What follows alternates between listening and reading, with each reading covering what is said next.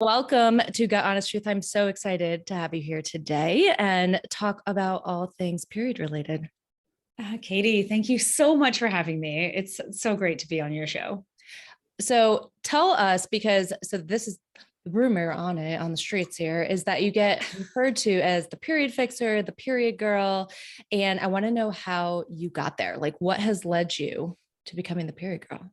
And what does that mean? I would I would say that I was the unlikeliest of period girls. Yeah. This was not in the plans whatsoever, but it was one of those things where as a teenager in my early 20s, I had terrible periods, the pain that makes you see stars and the heavy enough bleeding that makes you sort of like bleed through your clothing or your school uniform. And then God forbid you have to leave school mortified. Those kinds of things happened on the regular to me. It felt like a monthly thing. Yeah. I remember going to a sleepover once and like my friend's mom put a towel down on the bed I was sleeping on. It's just like mortifying. And so this went on for a long time. And I remember my mom saying to me that she had really terrible periods too. And if I thought it was bad, you can only imagine her. She was in bed for 3 days every month because she was in so much pain.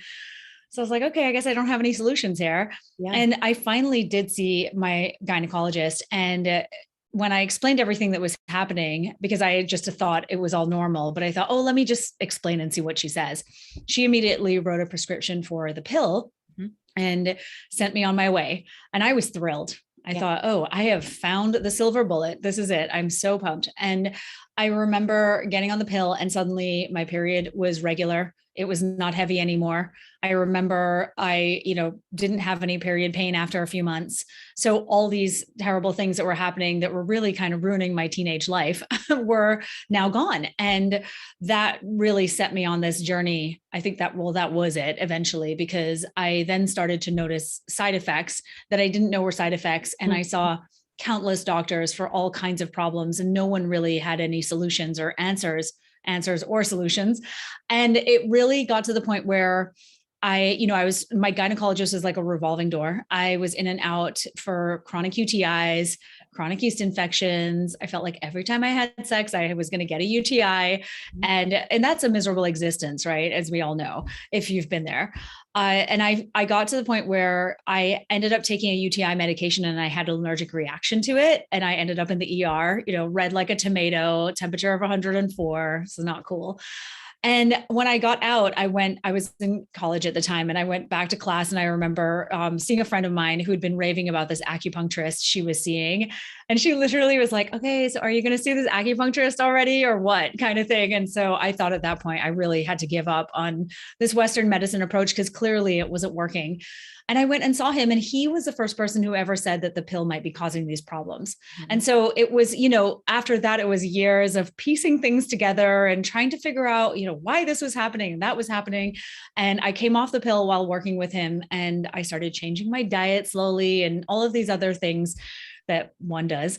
And that was what set me on the path. And I studied to be a health coach, and then I wanted to specialize in women's health. So I got my women's health coach certification. And then I did much more training on, like I said, on women's health. And that was what got me here. And it's so funny because I remember in New York when I was, living there and sort of building my business, people would be like, oh yeah, that's the period girl. Like she's the girl to talk to for the periods. And so it kind of just stuck. It was a joke more than anything. And here we are. Hey, you've made a name for yourself. And what an insightful youth you I feel like people just like, doctor gave me meds, taking them, things are working, and I'm not going to question anything. And it's really hard, right? Especially, I feel like now for women to speak up and advocate for themselves, or say it's usually right, gut health, hormonal health, anything, medication reactions. You say, I think this might be causing it. And often you're like, it's in your head. And then that Totally. and it's really sad, right? Yeah. And it goes on for years. And that, and then suddenly you have a light bulb moment. Someone says something that just sparks it. Yeah. And then you realize, oh, wait a second, this all makes sense now. And you put the pieces together. It took me a long time. I was not insightful at all. Okay, but now you can help so many people around the world. That's so amazing. And I want to focus today because I was telling you, before we started recording, I've never really had somebody on that talks to people about, almost not, I don't want to belittle the word basics, but the basics we need to understand of what is normal, what is not, what are misconceptions, what to expect with your cycle, because That's Yeah. so right. That's like the first thing is we need to understand it and like become one with our cycle, because everyone's cycle is slightly different and every cycle is slightly different, in my opinion. And scientifically, we can get into that. But I want to dive into that because I feel like the two populations I see in practice are either they're so in tune with their bodies where to almost a fault, right? Or they actually don't know any of this is abnormal and that what birth control can be doing to the body or not having ovulation or any of that. So I feel like we need to hit that middle ground of understanding.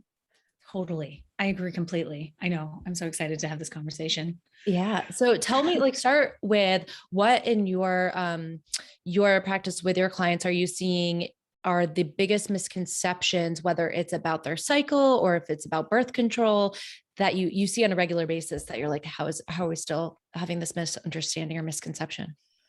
Oh, yeah, I know. I feel like we might need all day, but I would say that some of the biggest ones I think are that we ovulate on day 14 and have 28-day cycles. In fact, I just had a conversation with a practitioner who I'm actually seeing for something completely unrelated. And we were having this conversation and she was saying, I was on the pill for so long and I had a perfect 5-day period, and it came every 28 days.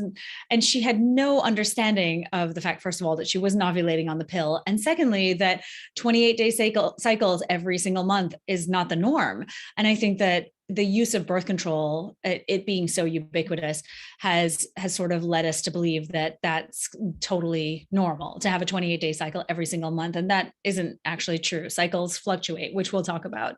Yeah. I would say the other big problem is that period pain is normal.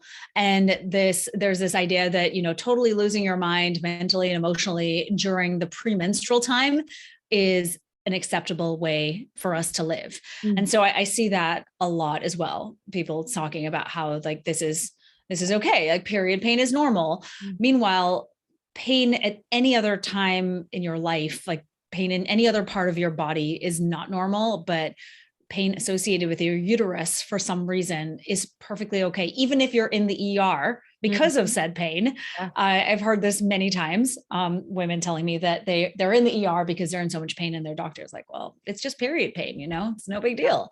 Yeah. So that I think is insane. And then like I said, that premenstrual time, so the week or 10 days before your period, when you have major mood fluctuations, things that are really disrupting your life, that is also just sort of looked at as being something that is okay, or it's acceptable, or you're just PMSing, you're just being hysterical, that whole old adage we have come to, believe.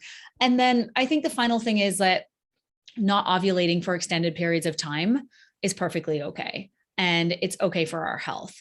And I think that, again, with the use of hormonal birth control that suppresses ovulation for many, many years, and I don't believe that was the original intended purpose, but hey, that is something that I think we really need to be talking about as well, as not being something that is totally okay.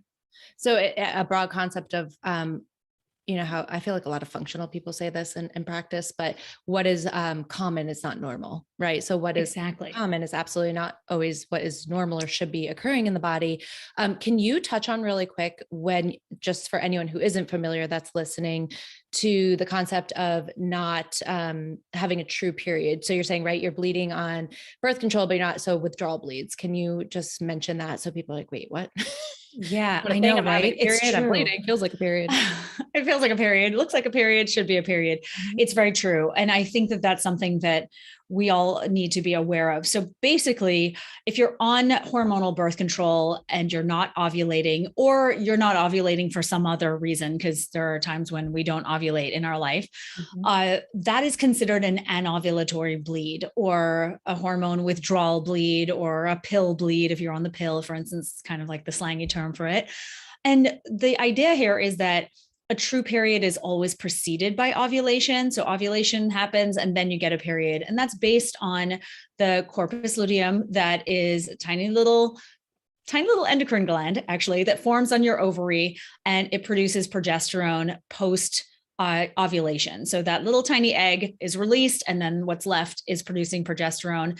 And the corpus luteum basically lives for about 12 to 14 days in general. And then once it starts to disintegrate, we lose that progesterone production, and that's a trigger for the uterine lining to be released. And so I think that we've just been led to believe that a period is a period is a period, but that's actually not true.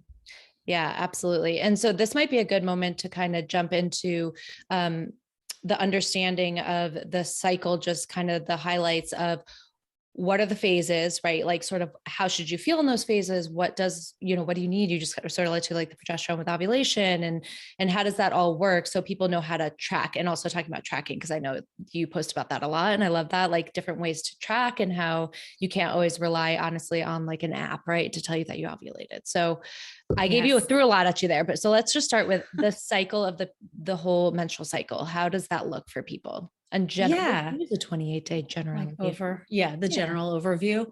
So, so you want me to go through the phases and like what's going on I feel like hormonally? people talk about them a lot. And honestly, I feel like even as a provider, when people throw out follicular phase and luteal phase, it's hard to follow. So starting with like day one of your menstrual cycle is the day you bleed. And so after that, what should be happening in our bodies for the most part as a whole for females?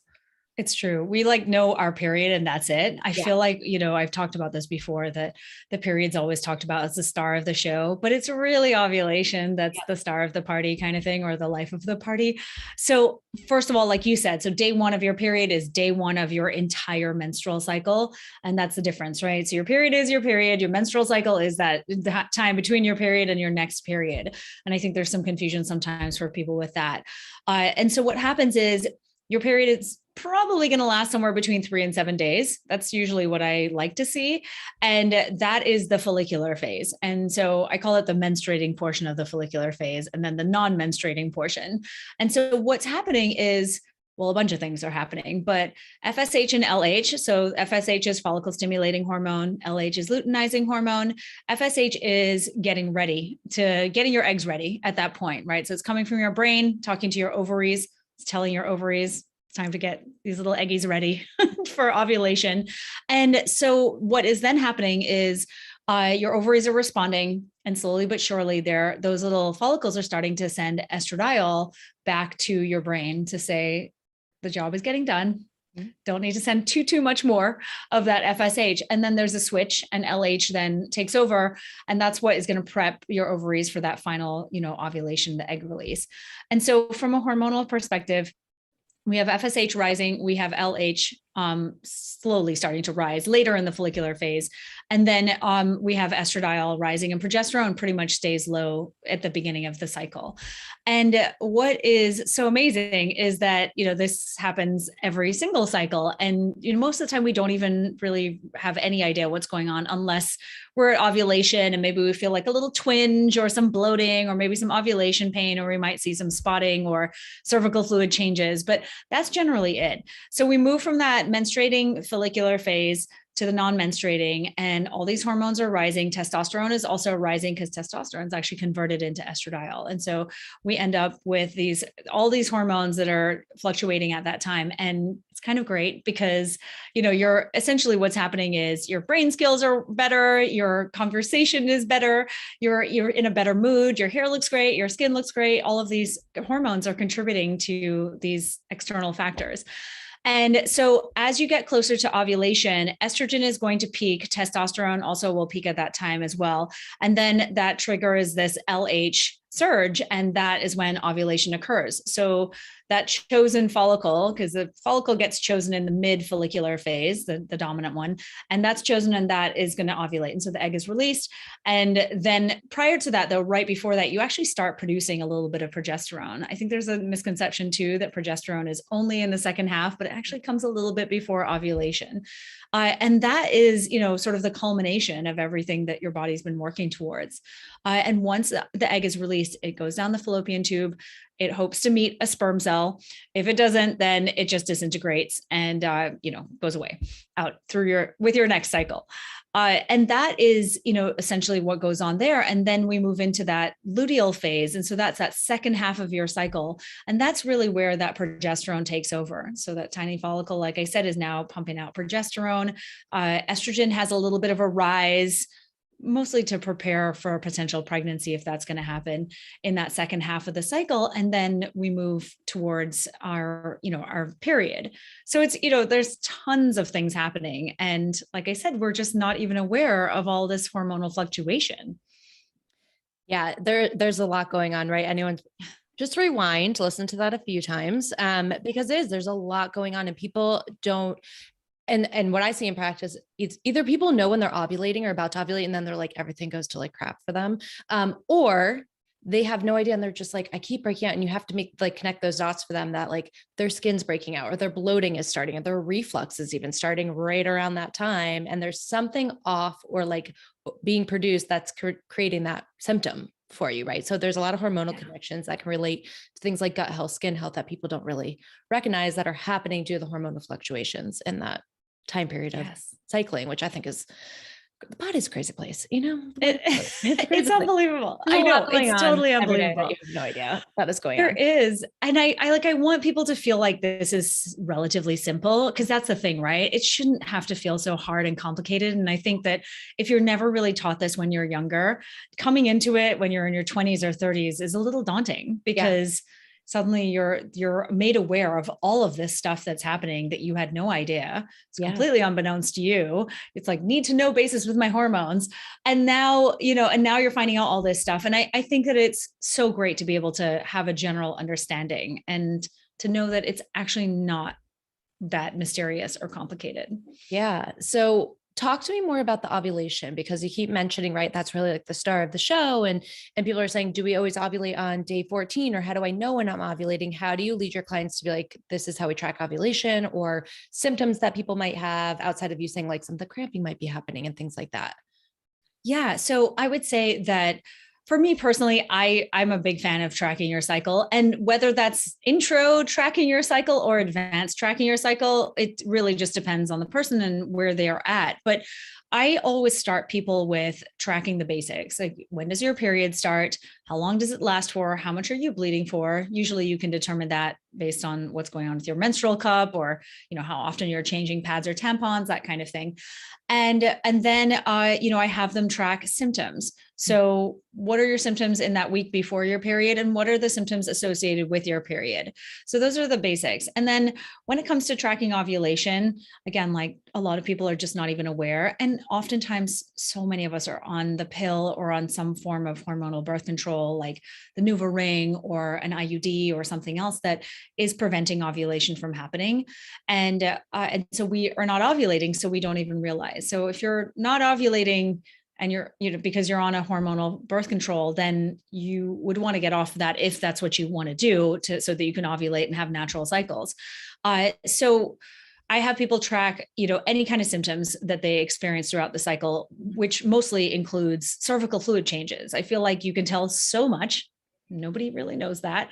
But really, no one wants to talk about it, right? No, it's gross, right? It's just gross. Like talking about poop for a living. No one wants to talk about these things, but right. Exactly. You of all people know this. Exactly. I know. And so what's so fascinating about cervical fluid is a few things. First of all, it changes significantly. So you're not going to notice so much of it right after your period. You're going to have that sort of dry vaginal sensation. But then as you approach ovulation, it gets creamier. It feels a little bit like lotion. And then it starts to really get that wet, sort of like stretchy feeling in your fingers if you touch it. You can touch it, guys.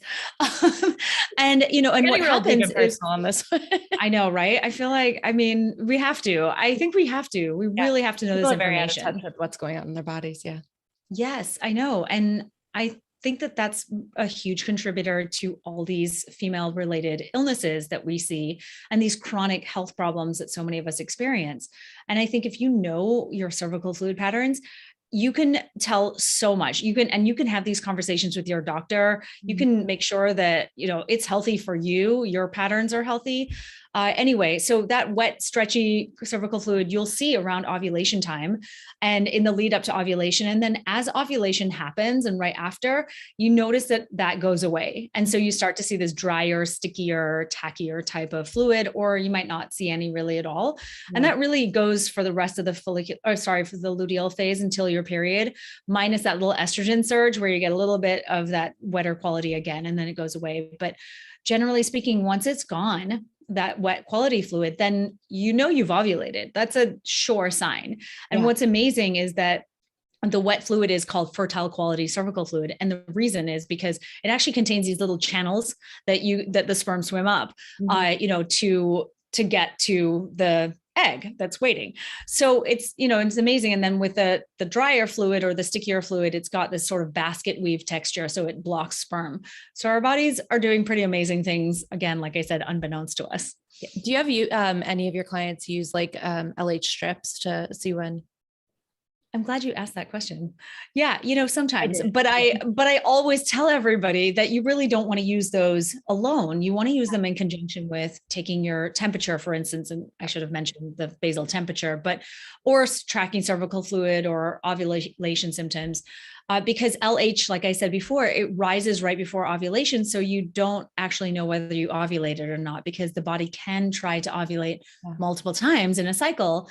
And it can be disrupted by a stressful event. I mean, a weekend with the in-laws might be really stressful for some people, and they might not ovulate because of it. Yeah. So it just really depends what's going on in your life, but paying attention to just LH could be problematic and can't tell you for sure. So what's your favorite way or ways to track the cycle for people, or ovulation, or all of it? All of it, right? I know. I'm like, just track it all. Just track it all, ladies. Yeah. I want to see it all. I've for years now, I've used my basal body temperature. And so for everyone who doesn't know, basal body temperature is basically your temperature first thing upon awakening. Mm-hmm. And this temperature is usually somewhere between 97 and 98 degrees, somewhere around there. That's Fahrenheit. I can't remember what it is in Celsius. Sorry, you can convert it though. But basically, if your temperature is, in that first half of your cycle, your temperature will typically be below 98 degrees. And then in the second half after ovulation, it's usually above 98. And it'll rise at least 0.2 of a degree when you've ovulated. And that's an incredible way to confirm that ovulation has occurred. So I really think that should be something that everyone should try to do. There are parameters with this, because of course you have to sleep a certain amount of time, and typically you have to get up around the same time every single day. But generally speaking, you can see that shift. And so combine that with your cervical fluid and your symptoms that you're tracking, and you have a pretty full picture of what's going on with your health. Yeah. Do you have a hard time? Probably not, because I feel like people are probably seeking you out specifically, or like, I'm doing whatever you tell me. But do you have a hard time getting people to comply to the basal body temperature?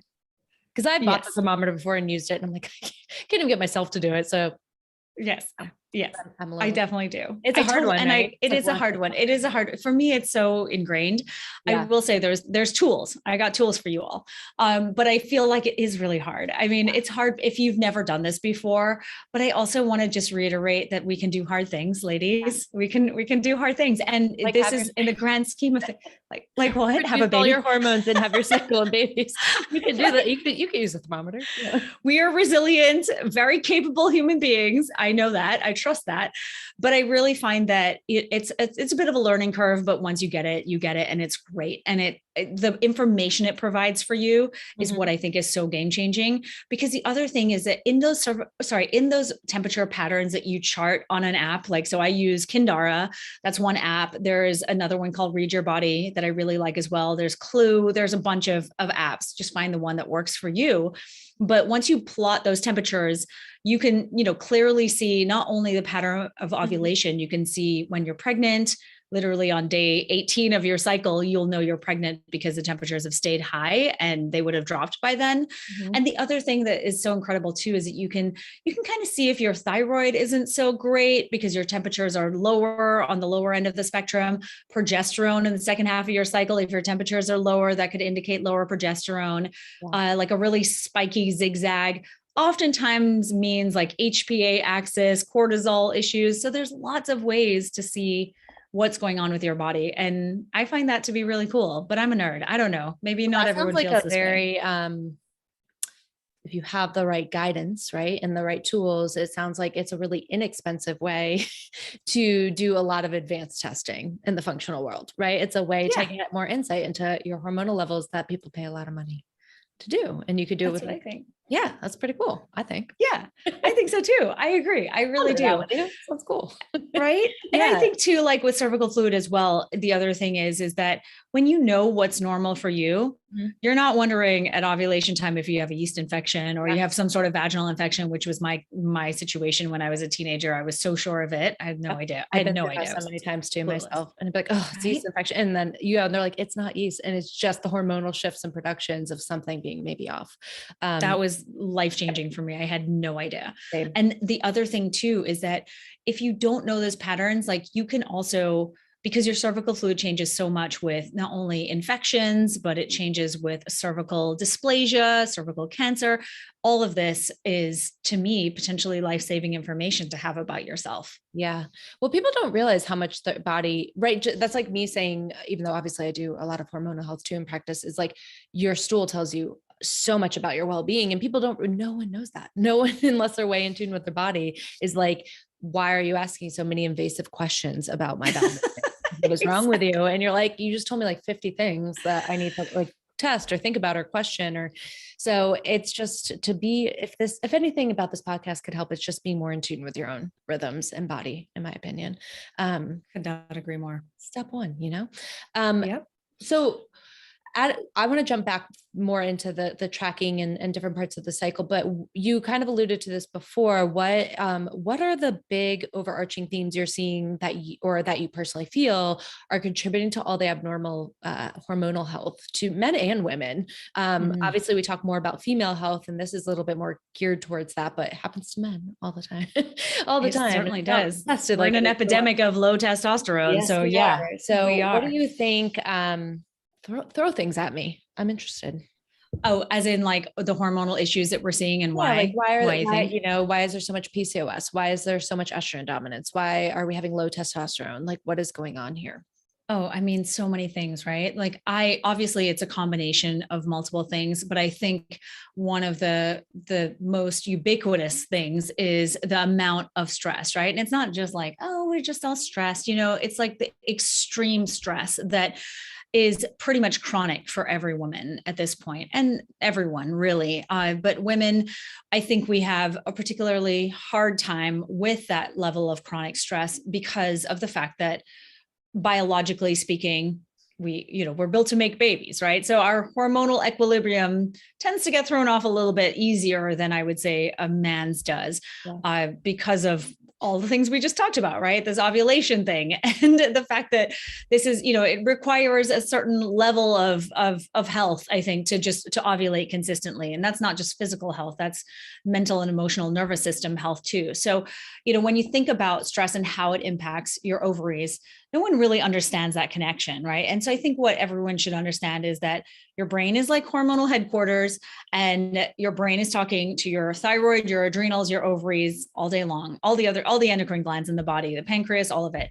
And what we don't realize is that when your brain is hijacked in this way, when stress, whether that's internal from whatever inflammation in the body or external stress, your brain is going to pick up on that, obviously, because it's talking to your whole body, and it's the interface, right? And so when it decides that we're in danger, and it can be for many things, not just running away from something, but it could be from just our job. Yeah. Your brain says, "Oh, yeah, this is not a great time to ovulate." So, it literally does that. It thwarts your chances of ovulation at every step of the way, from your hypothalamus to your pituitary down into your ovaries. It's kind of incredible. And not only does it do that, but then it like talks to other glands and says like, well, don't produce this much thyroid hormone because we're trying to like preserve energy here, and you need thyroid hormone for your ovaries to work, and you need your adrenals to be functioning optimally for your ovaries to work. So we've got these built-in mechanisms that have been there forever and ever, since the dawn of time, as a protection mechanism. And yet in the modern world, it's viewed as there's something wrong with my body. My body is broken. It's insane. And so we have now gotten to the point where all of these, like I said, these protection mechanisms are in place, and we're overriding them by, going sort of like the IVF route or whatever. And I'm not saying that sometimes that's not required by any means. I'm not at all. And I think it's great that we have the technology, but I fundamentally believe that there are too many people going through these assisted reproductive technologies when there should be a full exploration, I suppose you could say, of underlying causes of why one might not be getting pregnant in the first place. Yeah, I don't know if you know, but we just started at Gut Honest Truth probably like a month ago, having a specialty lab fertility program where I was, as I just told you recently, I'm a new mom. And while I was going through that, and all my friends, previous to me were going through, I was like, and patients, of course, I was like, there's way too many people that are coming with unexplained infertility and nothing is wrong. And they don't have the means or the guidance or whatever it is to figure out what might be out of balance in the body that can be contributing to the infertility. So we put together like a starter package that lets people dive into that exploration and then go through it all and just, if we don't find anything, like amazing, let's move on. And if we do, let's dive into that, because there's so much, like the whole point of the entire program, and not program, but like package, is that we have so much more control of enhancing our preconception period than we think in our own bodies. So I basically put through everything I did to myself prior, and do with all my clients. And I think it's awesome. You find so much stuff and there's so much you can do, but it's a lot of things that are overlooked by Western medicine, unfortunately. I couldn't agree more. It's outrageous. A simple blood test or a simple stool test. Right? Yeah. Yes. Stress and diet. And it's just, there is a lot. And sometimes it's not that simple. So I don't ever want to, everyone to feel like, well, this is wrong with me. Cause of course there are times and places where infertility is very much real. Of course. And there's IVF for a reason. Right. But I do agree with you. And I think there's so many people I see get pushed down, spending so much money, stress, time, and stress on their body with what they're putting it through for what we can do a different way. Yeah. Sorry, I didn't want to cut you off. I'm just like so outraged by it, because I've seen this too, the tens of thousands of dollars that are spent, especially when there is a situation where it's actually the male infertility or the male factor.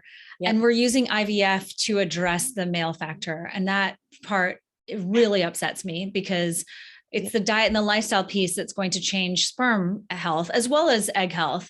And that's what we need to be doing. And I think it's incredibly unfortunate. So I'm so glad that you're doing that, because it's really necessary. I feel like this year, for some reason, we've been focusing a lot on female hormones and fertility, and it just keeps coming up. And we've had like specialists and expert after expert talking about it. And it's, just as a reminder, not to get off topic, it is within topic, is that 30% or more of all infertility is due to the male partner. That is a very large, significant chunk of infertility due to your partner, your spouse, whatever.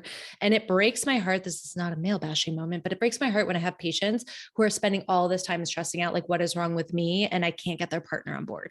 And I'm like, we need to be looking at their diet. You have H. pylori. We need to be looking at your partner, because that could be transmitted through saliva and it's connected to miscarriage rates. Like, there's a lot of stuff that I could talk about this. We could right. Oh my God. I know. Forget our agenda. Let's go off. Yeah, no, it really does. And so the whole point is like, and the other sad part about it to me, and unfortunate, is that often when women find me and are like, I want to dive in, right? I've had 7 miscarriages and I'm to the point of like, clearly something is wrong and no one thinks something is wrong.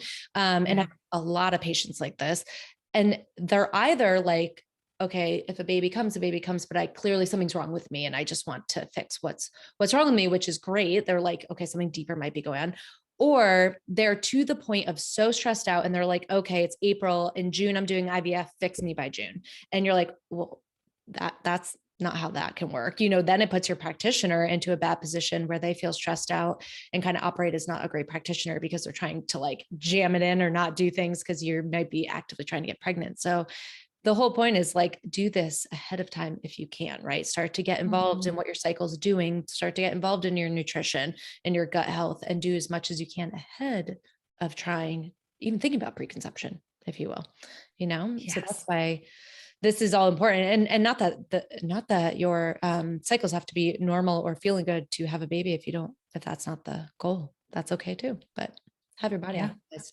But yes, if you are on the fertility track, reach out to me. And if we're not the right fit, we'll get you to the right fit.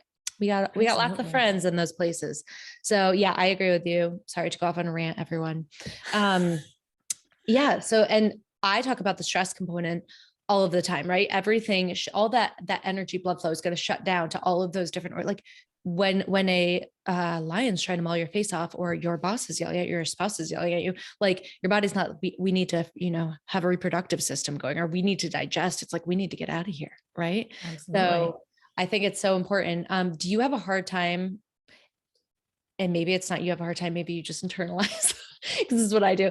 I always hate talking to people about stress. Obviously I have to in every single appointment, but it's right, the elephant in the room of often why somebody can't get, from A to B, and their goal is to get to C, and you like can't even get them there. And it's the acknowledgement of stress, because what do? There's certain things that are so hard. You can't be like, oh, there's, you're fighting with your spouse every day and a divorce is the answer. Like, you can't just, that's not an easy take. Right. So, It's yeah. How do you approach people with that? Because obviously every provider has to do that every day. every day. Yeah. It's hard. I'll tell a little story. So I went to college in Florida, and I got married pretty young, and it was one of those situations where we were having trouble. And I was in my 20s, and I was working in film production. It's just crazy, not kind to personal lives or schedules whatsoever, or eating habits or anything really. And, working 16-hour days and just burning out, all the things, trying to do some acupuncture on the side, hoping for the best with my cycle. And my relationship is falling apart. I'm way too young and emotionally immature to even be married. Yeah. No, not bashing anyone who's in their 20s and married. You're probably way more mature than I was. And, I remember, everything just felt like it was falling apart. And I knew that I didn't want to live in Florida anymore. I wanted to live in New York. At that point, I got into the knowing that I really wanted to learn about women's health and nutrition and everything. And I wanted this whole new life. And I did not see any way to get from that A to B. Yeah. So like I said, I was maxed out, very stressed, very unhappy. And I finally, after multiple years, so I'm now like 29, and I finally decide, the Institute for Integrative Nutrition, where I studied first, they were doing their last live training program, and it was in New York. Like, okay. So I basically decided I was moving there.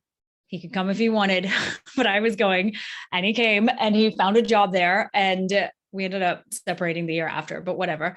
The point is that it took me years to get out of that particular situation. So I got to New York, marriage still wasn't working. We neither of us saw a way out.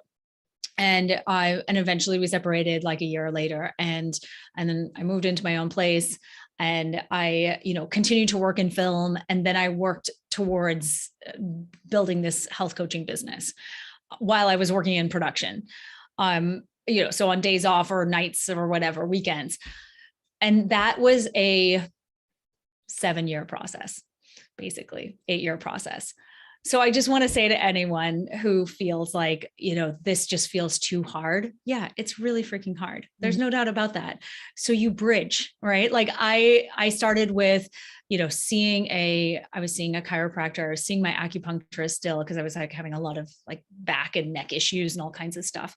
And his wife was the one who told me about IIN. And so I started to learn more about it through her. And then I started to take these little nutrition courses where I was in Florida. There was someone who graduated from there, and they were doing this 6-week course. I'm like, okay, I'll start there. And so I learned little bits here and there. And, I started to go to therapy and work on how I was showing up in my relationship. So I did little things. You've got to bridge yourself. You've got to take those little baby stepping stones to get to where you need to go. Yeah. And so I think that, right, it's like there's the long-term stress relief, and then there's the short-term stress relief. And I feel like we should definitely, as right, meet everyone where they're at. Mm-hmm. And what can you do in your life to ease that burden, even if it's just a tiny little smidge to start. That's really great advice. Everyone has, I feel like, that story in their own format, and it right. And they're not going to only have one of those stories, unfortunately, in their lifetime. Nope. And especially women. And like one thing with the hormonal connection to that is I often think about the, oh God, you're going to tell me what the name of the generation is, but like basically, right, the 45 to 65-year-olds that are taking care of their children still, they're taking care of their parents still, they're taking care of themselves. Yeah. Isn't it Gen X? I think, but it's like Gen X. Yeah, it is right it is. now, but it's Yeah. another term. Oh, it's transitioning. Yeah, it's like that, something like that. And Shoot. it's like the right. And they're also, their hormones are moving towards perimenopause and or menopause, and they're just everything gets more stressful. And that's when a lot of disease develops for people. And that's where people who go through really hard menopause and perimenopause and have issues and weight issues. So it's just another factor of like stress is there. And then like the other concept I really heard in what you were saying too, is like the mini steps and the mini bridging it's so important, because so many people, right, they decide today, I'm going through this like crappy transition or whatever's going on in my life, and I'm going to change it. And they take on way too much at once, and it becomes just another burden, just another stressor. And they get very frustrated, I think, on the healing process, right? Because healing is not linear. It's very fluxes really quite a lot. So it's like it just to me becomes another stressor, from a provider telling you what to do to you telling you what to do and having to change so much at once. And it's like, just be very gracious with yourself, and trust the process and find good guidance. In that guidance doesn't need to be us, you know what I mean? It doesn't need to be us. It could be a therapist. It could be acupuncturist just to get you started. It could just be a partner and a friend to talk to. It doesn't matter what it is, but some outlet of healing for you. Shoot, it could even just be a few supplements if that's what you need, like to calm your nervous system. Yeah, absolutely. I completely agree with that. Yeah, stress is just such a culprit. One thing I wanted to pick your brain. I feel like you talked about this the other day on social media, and the other day was probably like weeks ago. Were you posting about the news on the male birth control? I did. I did. You talk to us about this, because we're talking about, right, like there's so much coming out about this, and I think it's such an interesting concept. But male birth control, talk to me about male birth control, and talk to me about, I don't know if you've following people or you've been talking about like the differences, right, that OCPs do to women's body and what male birth control, and just how detrimental of physical things we have to go through versus like the little bit for a male to come through. I mean, where do I even begin? I would say, okay, so the first thing is that the burden of birth control, I mean, it's not been exclusively on us, but it has been on females for a really long time, like the majority of the burden of birth control. And so I think that is one of the first issues that I have with this in this birth control conversation. And then the second thing is that they have tried to test birth control for men in the past. So a birth control pill, and not even that long ago, maybe like 4 or 5 years ago. And the side effects felt like they were too much. And so they stopped the study. And the side effects were feelings of depression or depressed feelings, headaches, basic things that we have put up with for a long time. So it feels like a really yucky double standard. It's really frustrating to see that. And again, not that I think the solution to the birth control question is to pump men full of hormones, because I certainly don't feel like that somehow makes any sense at all, or makes this, makes taking it off of women better with that option. And so the other thing that I posted about recently was this new non-hormonal contraceptive for men. And so it's really interesting because they have just done studies in mice, and I believe they're moving on to human studies. But they found no side effects in the mice, and they were given this daily dose of it's something that blocks or targets the retinoic acid receptor, like one of the retinoic acid receptors. So basically a vitamin A receptor. Mm-hmm. And so the idea is that it inhibits this receptor, and vitamin A is needed for sperm production and so many other things like skin cell health, skin health, all kinds of stuff. Right. So I'm like, okay, interesting. And so again, we're in a situation where there are going to be side effects, of course, because you just can't block a receptor for a vitamin that is really crucial to quite a few processes in the body, and expect that there's going to be, no side effects or no marked side effects. Yeah. Anyway, it's moving on to human trials, so we shall see what happens there. Yeah. But, I guess it's somewhat promising in that it's, another option, I suppose you could say, for us. Yeah. But ultimately, I really believe in using our cycles to determine when we're fertile, and take precautions there, whether that's using a condom or using withdrawal method. I know people are going to freak out when I say that, but it's actually pretty effective if used correctly, or, or not having sex during that time. There's ways to do this, obviously. Yeah. But yeah, I think that ultimately there's always going to be a side effect with any medication. So that's just a fact. Yep. And we need to have more options, but I think we also really need to move away from this idea that our bodies, like I said earlier, are these mysterious, hard to understand things that we should just not even bother trying. Yeah. and really work towards having more of those fertility awareness based methods be accessible to people. Yeah. And so what is the best way for any female to start to become, like, I think you kind of referred to it as like period literate, and start investigating their own body, or like getting the right tools? Like, where should they start outside of maybe like the basal metabolic temperature, basal metabolic temperatures, and doing like LH trips if they want? What's a good starting point for just uncovering what that cycle is for you? And then from there, how would you say to start enhancing your cycle, right? Like, how do we optimize there? Yeah. Well, like I was saying before, I really think starting with tracking on an app is a great place to begin. And I mentioned a few apps before. So Kindara, Clue, Read Your Body, and there's the Flow Tracker. There's a ton of them. And this way you're marking down, or you're making note of these symptoms and the time frames. So ideally you want your cycle to be somewhere between 25 and 35 days long consistently.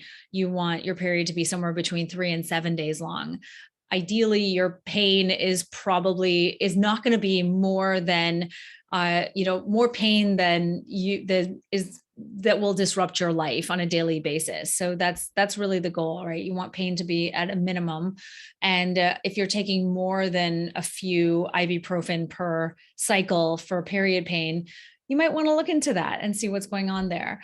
And you want to be thinking about those symptoms, like I said, as well. So how heavy is your bleeding? Are you changing pads and tampons like more than every 1 to 2 hours, or period underwear, or a menstrual cup more than 3 times a day? Are you, are you experiencing like dark bleeding or dark blood and clots and things like that could potentially tell you something else is going on? All of these are things you want to track and see a pattern over time. So I really think everyone should just start there. Just start with an app and put your information in there. This is a really random thought. I don't know why I have this thought, but I have a few patients like this. Do you have any comment? Maybe I shouldn't say this. Any comment or thought towards all the things you're saying, right, to follow a cycle, and then there's the women who were put on birth control to control their periods, like we talked about at the beginning of the podcast, and now they're happy not having a period, right? And maybe they don't want children, so they're like, I'm good, I don't want to come off of it. What are your feelings? Obviously, like, your body's your body, you do you, but like, let's say they're coming to you or to me and they're like, I want to optimize my health and well-being, and I have XYZ symptom, and then you find out they're on like year 15 of birth control in a row. Do you have a tough one? Yeah, thoughts? Yeah. For people like that, or like, I'm thinking like little nugget of information that, because you don't want to lecture, like, right, that's someone's body, they can choose to do whatever, but it is very hard to help you shift cortisol and thyroid levels and gut health and all these things, weight, if that's a contributing factor, right? I completely agree.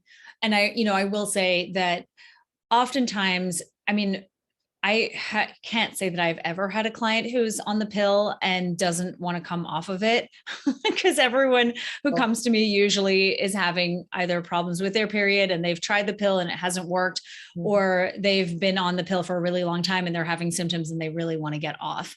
So typically that's the type of person who comes to me. But what I will say is that I want everyone to consider why they're having the problems that they're having. So we'll talk about the people who don't want to have babies in a second, but if you went on the pill for a specific reason, and again, that might be all that's available to you. I am fully aware of people who live in countries that don't have access to specialists or doctors who can truly help address something like endometriosis, for instance, or adenomyosis. That's another condition as well that is hugely disruptive to your life. So I want to acknowledge that that is the case for people. And I certainly believe, like you, that we should all do what feels right for us based on informed consent and having the right information. But I just want to remind everyone that your period is a direct reflection of your overall health. And it is telling you exactly what's going on with your body. It's just a matter of what we were just talking about, paying attention to those symptoms, right? To tracking those symptoms, to seeing whether there are patterns in those symptoms. And when you are having period related problems, that means something's going on under the hood. Your period is not the problem. It's just the messenger. And, I joke, like, don't shoot the messenger.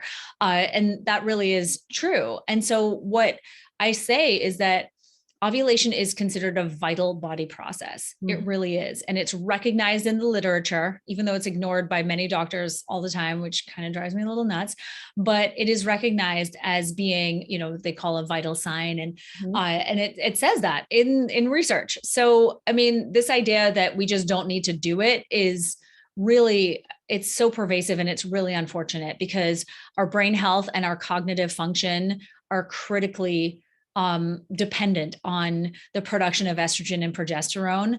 So this is part of the reason why hormonal birth control is tied to major mood disorders. Sleep regulation, critical. Estrogen, progesterone, particularly progesterone, supports quality sleep. Bone density. What's really interesting is there is research on younger girls who take the pill as having less, healthy bone density than girls who do not. So that to me is a real issue. And it's why if we have amenorrhea and we're not ovulating, doctors will always try to put us on some kind of hormones, whether it's pill or hormone replacement therapy. Heart health, breast and uterine health, vaginal health. I mean, estrogen supports our vaginal microbiome diversity. It supports vaginal tissue health and lubrication, cervical fluid production. It can protect us against those pathogens and infections because of the supporting role of the vaginal microbiome. Our skin and hair. I mean, when you think about it too, like it's basically everything, right? Our estrogen supports our skin thickness, our hair health, our follicle health, and so does progesterone. Progesterone prevents, or keeps our skin even toned as well. It sort of prevents that buildup of melasma and, things like skin pigmentation related disorders. So I could go on and on. I think the point is that we have to decide that we want to have optimal health. We do not ever suggest to men as a solution for acne or, like mood issues or whatever, that they need to just be put on a pill that's going to turn off their testosterone and sperm production. Like we just would never do that. That is not considered a solution. Yet for females, it is. And so women and girls are put on the pill for all manner of women's health related problems. And I'm just asking everyone to ask the question of why is this thing happening to me? That's really what it comes down to. And then for those who don't want kids, like I just said, ovulation isn't about having children only. It's a very small part, really, at the end of the day, when you think about its impact on our overall health. And that's really what I would ask everyone to consider. Yeah, that's a really good approach to that, because it's a hard place to be, in my opinion, as well as a patient and as a provider. And you're like, we're kind of stuck here because I firmly believe this might be the contributing source. And it's like, but there's all these reasons we can't get there. So that's a really good breakdown for me on that. I like that approach. Another thing randomly I thought of when you were talking is I feel like there's a misconception that we didn't talk about in the beginning of being on birth control. It really helps you mimic being pregnant, and it actually more closely mimics being in menopause. And I think that is a really big distinction that people need to start to hear or understand, because it's like we think that we are treating our bodies like, oh, we're pregnant. And if you've ever tested your hormones while on birth control, which I have done advanced testing for waste of my money, but I've done it many times. And it looks like I am in menopause. So outside of like your testosterone levels, basically everything is in the toilet. So I think that's really important, is like, we hear our whole lives as menstruating women as, the dooms of menopause and how lousy people feel and how weight is an issue, all these things. And then you think about how we closely mimic that when we're on birth control, and you wonder why we have mood disorders, stubborn weight, you know what I mean? Like bloating, all these things that go along with menopause, quote unquote. Yeah. Oh my gosh. It's so true. And it's really interesting, actually. Pretty prominent OBGYN, online OBGYN person, just came out with a video about all the quote unquote birth control myths that are perpetuated, like by people, by me and other people in the sort of natural health space. Yeah. And it's really interesting because, she's just sort of regurgitating all the things that a lot of us talk about as being fear-mongering. And I just feel like this is information that no one ever got. And everyone who comes to me says something along the lines of, first of all, why didn't I get told any of this information about my body? And secondly, why didn't I have any of this information about what the pill could do to my health? And there's a lot of regret, and there's anger, and there's shame, and there's just general frustration. And I feel like that is what is happening, right? There is not a lot of information about what can happen when you go on this medication, right? Because no medication is without side effects. And so I think that that's really important for us to consider, that we're not, I don't think we're properly informed. No. And so when I hear these things, like when I hear this doctor talking, I listened to this video or watched this video this morning, and I was just thinking, wow, this is really unfortunate, because ovulation is so critical. I really fundamentally believe that. And I'm a living example of how badly someone can react to the pill. And yet when you don't know this information, you live on the pill for many, many years, likely having side effects, and you don't feel good, and you just think it's totally normal. Yeah. You got to be careful who to follow and listen to out there. Unfortunately, there's a lot of it, and it's hard because it's like people don't know who to trust or what's what. And we could talk about that for another hour if you want. We certainly could. I could go into that, but I'll wait to see the video. No, this is so helpful. Is there anything you want to add to the conversation or ask that I might be? I mean, there's a million other things, but that I might be missing. I don't think so. I feel like we covered some good ground. I think that ultimately, I want everyone to make a decision that feels informed and it feels like the right decision for them, that they weren't coerced into something, or they weren't told that this was the best way and you just need to do this, without feeling like this is a good path forward for them. And I think that you can get that. There is enough information out there for you to formulate your own opinion about what might be best for you, based on your specific needs and your current situation. Yeah. So tell all my listeners, where can they get your book? Where can they hear your podcast? Where can they follow you? All that stuff. And I'll obviously share. And I try to share your stuff. I'm going to go share something right now. I know you. Oh, you're so cute. I'll do the same. So you can find me at NicoleJardim.com. And, I have my blog on there. I have, my book is available at fixyourperiod.com, but you can also find it on the other one too. Just tried to make it easy with that Fix Your Period URL. And I'm on Instagram. You can find me there, Nicole M. Jardim. And my book obviously is called Fix Your Period. You can find that pretty much wherever books are sold. Podcast is The Period Party. Can find that wherever podcasts are being aired, whatever you want to listen, wherever you want to listen to it. And that's really it. And hopefully this has been helpful for everyone who's listening. I really appreciate you having me. Are you taking new clients still? Not right now. Not at the moment. Yes. Guys, sorry. We'll fill your gap. It's okay. we got some big things happening. Yes. Yeah. So stay tuned. Thank you so much for being on and your time. And I'm really excited for people to hear this, because I feel like we take a big listeners and practitioners, everyone kind of jumps to like the nitty gritty, super advanced, like this is what's happening in progesterone. And it's like, let's back up. And first of all, see what should be happening and what is normal, and what is normal to you is really the point of this. Let's figure that out. Let's investigate. Buy her book, follow her, because she is very active on social media, and just fun to follow, in my opinion. Thanks, Katie. You're so sweet. Thank you so much for having me on. Thanks.